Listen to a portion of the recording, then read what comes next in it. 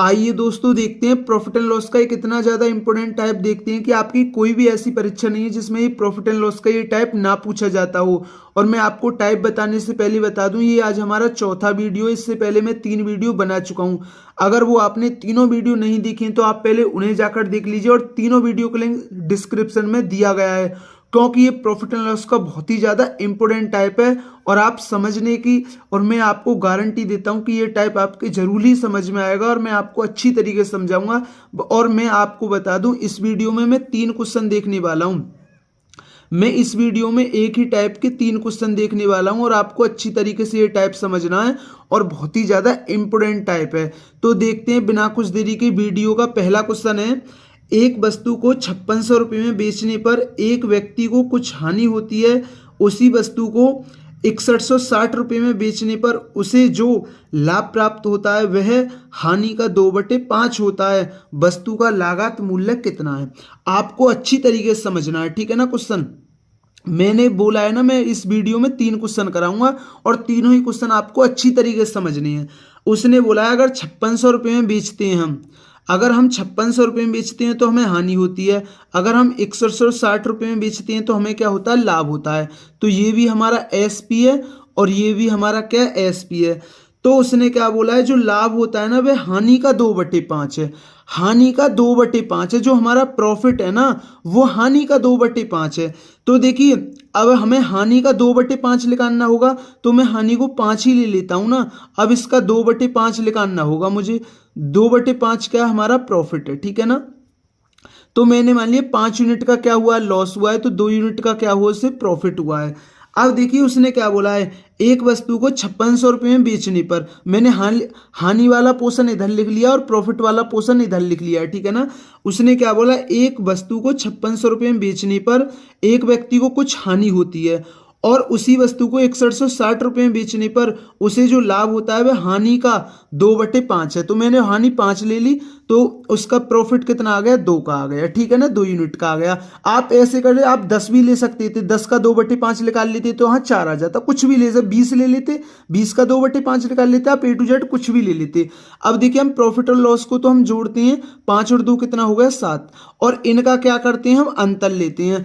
अब मैं हर वीडियो में बताता हूं कि इनका अंतर क्यों लेते हैं और इन्हें हम क्यों जोड़ते हैं, और इस वीडियो में मैं बता दूंगा, ठीक है ना, थोड़ी देर में। अभी बताऊंगा कि इनका हम अंतर क्यों लेते हैं और इन्हें हम क्यों जोड़ते हैं। ये कोई ट्रिक नहीं है, ये बेसिक से ही निकला है, ठीक है ना। वो कैसे निकला है मैं अभी बताऊंगा। 0 और ये कितना बचा? 6 और 11 में से, और 11 में से 6 गए 5, तो 560। अंतर कितने का? 560 का। और ये कितना हो गया? 7।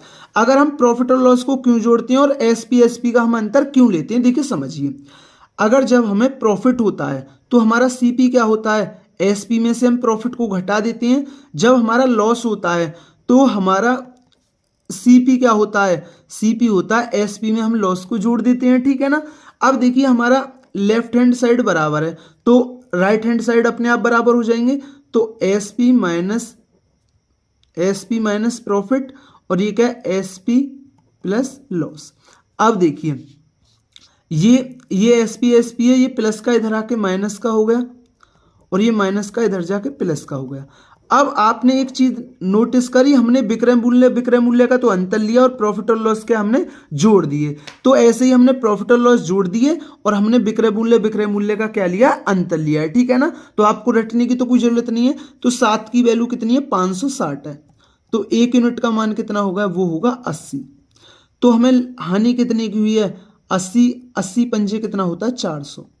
तो हमें 400 रुपये की क्या हुई है? हानि हुई है।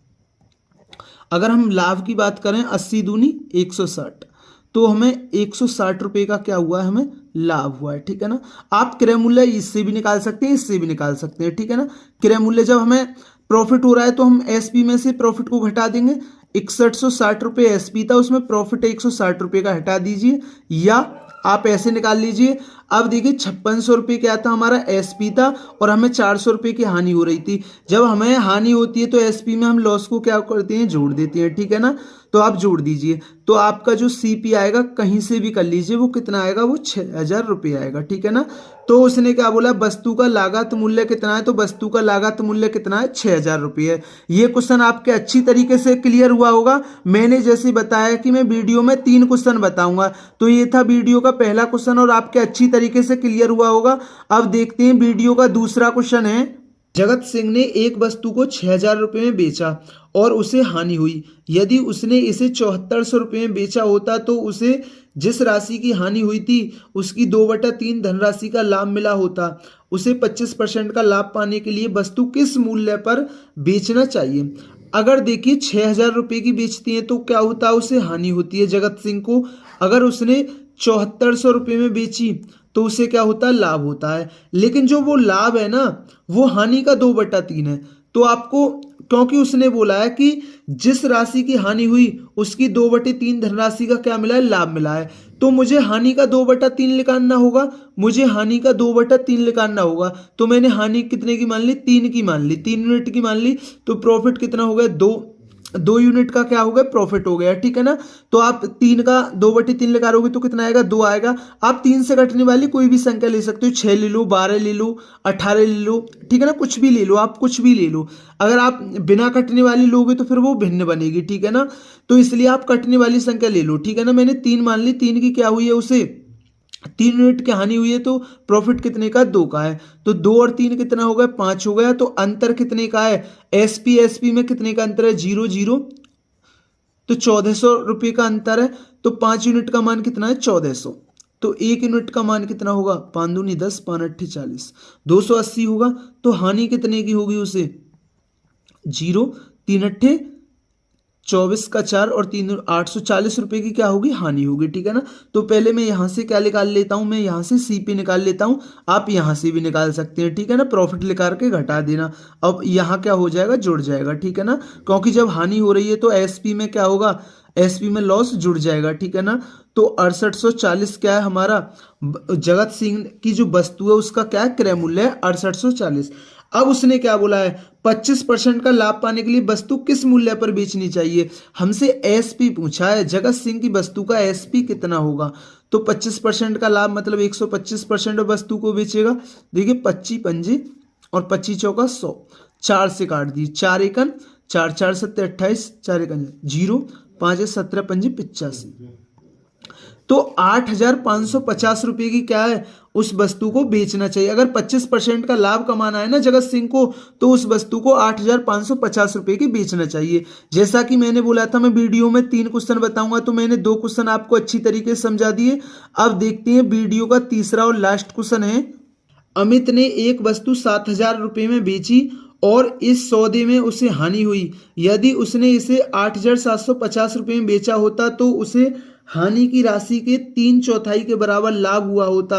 10% लाभ प्राप्त करने के लिए उसे इस वस्तु को किस मूल्य पर बेचना चाहिए। अब देखिए, अगर उसने 7000 रुपये में बेची तो उसे हानि हुई। अगर उसने वो 8750 रुपये की बेची तो उसे क्या हुई, अमित को क्या हुआ, लाभ हुआ, ठीक है ना।